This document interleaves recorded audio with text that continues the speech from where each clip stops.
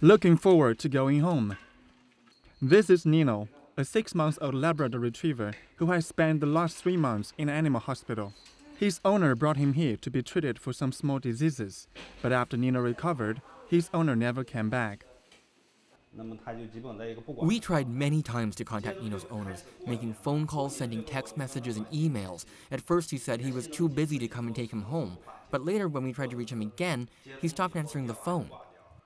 Nino is just one of hundreds of pets in Beijing that have been abandoned by their owners while under boarding services. Many owners bought their pets at pet shops or check them into animal clinics before going away for extended holidays. But some don't come back for their pets, turning the shops or clinics into pet shelters.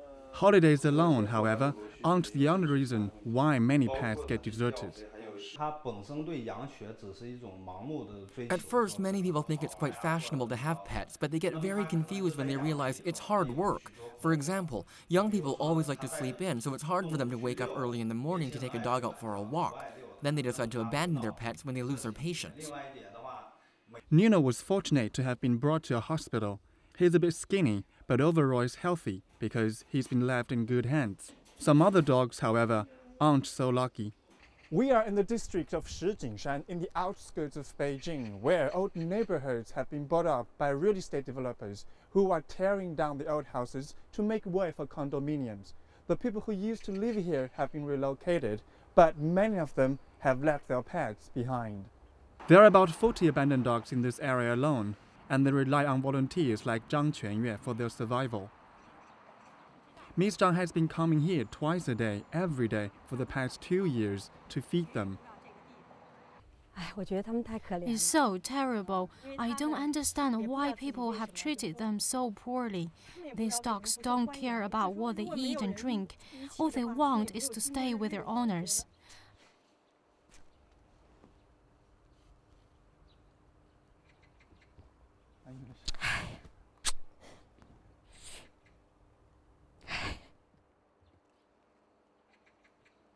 But nowadays, more and more people are abandoning their pets because they are moving into clean and well-furnished apartments where having pets is not appropriate. Abandoning pets is illegal under Chinese law. Setting them loose to roam around could expose them to diseases and pose a threat to public health. But the penalties are minimal and not enough of a deterrent. Mary Pong from the International Center for Veterinary Services in Beijing says many people simply leave their unwanted pets behind or board them and never return because there's nowhere else to take them. In China, our unique situation is that the animal sheltering and the animal welfare side has really not caught up yet with the ownership side. Right, so we don't have enough shelters. That's a very real fact. Also, it's very difficult to register a shelter legally. It's very difficult to own and operate a shelter. It's very difficult to get funding, right, to run a shelter. So there's a lot of informal shelters that have cropped up, mainly by people who care about the animals, who want to help. Animal rights advocates are calling on the government to make greater efforts to protect pets.